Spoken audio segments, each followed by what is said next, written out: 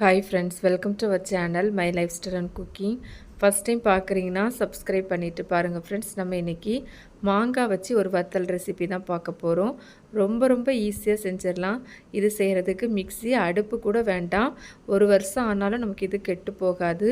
புளிப்பு காரெல்லாம் சேர்ந்து ரொம்ப சுவையாக இருக்கும், நல்ல முறுமுறுப்பாகவும் இருக்கும். வாங்க இந்த ரெசிபி எப்படி பண்ணலான்னு பார்க்கலாம்.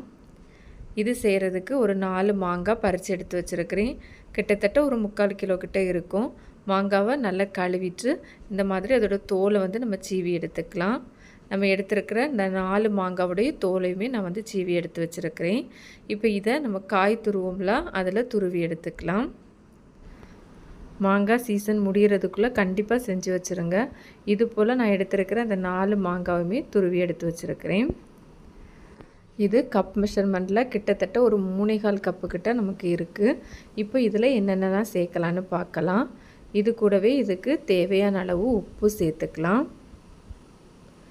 கூடவே 1 டேபிள் ஸ்பூன் அளவுக்கு சில்லி ஃப்ளேக்ஸ் சேர்த்துருக்கிறேன்.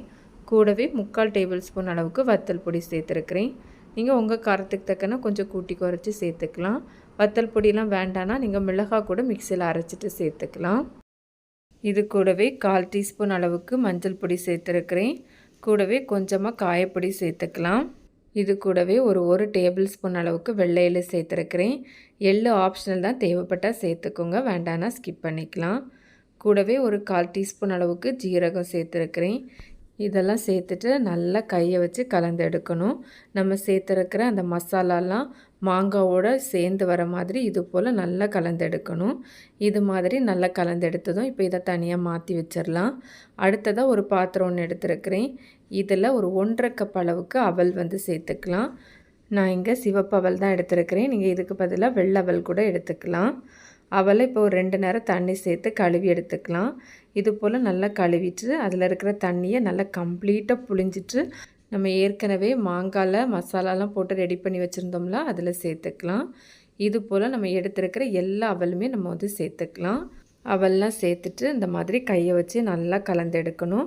அவெல்லாம் நல்லா மேஷ் ஆகி வர மாதிரி, அது மாதிரி அந்த மாங்காவோடு சேர்ந்து வர போல் இது போல் நல்லா கலந்து எடுக்கணும்.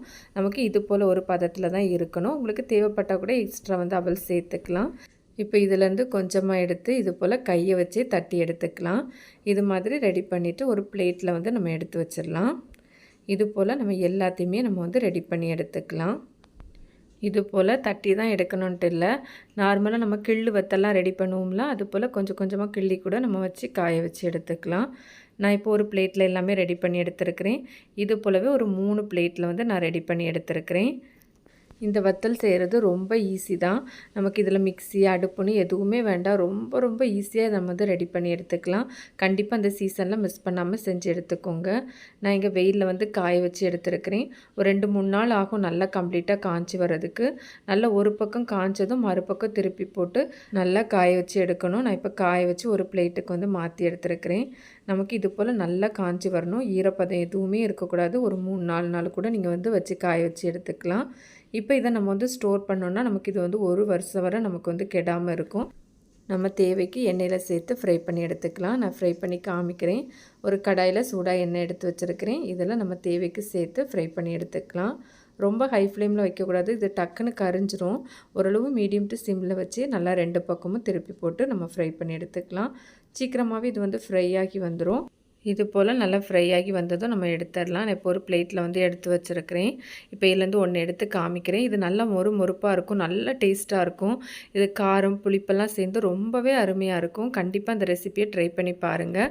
இந்த வத்தல் சும்மா சாப்பிட்றதுக்கே ரொம்ப நல்லாயிருக்கும். கண்டிப்பாக ட்ரை பண்ணி பார்த்துட்டு உங்களுக்கு எப்படி வந்ததுன்னு மறக்காமல் கமெண்ட்ஸ் பண்ணுங்கள். ரெசிபி வீடியோ கண்டிப்பாக உங்களுக்கு பிடிக்கும். பிடிச்சிருந்தால் லைக்கோட ஹைப்பும் பண்ணிவிட்டு சப்ஸ்கிரைப் ஷேரும் பண்ணுங்கள் ஃப்ரெண்ட்ஸ். தேங்க்ஸ் ஃபார் வாட்சிங். பை.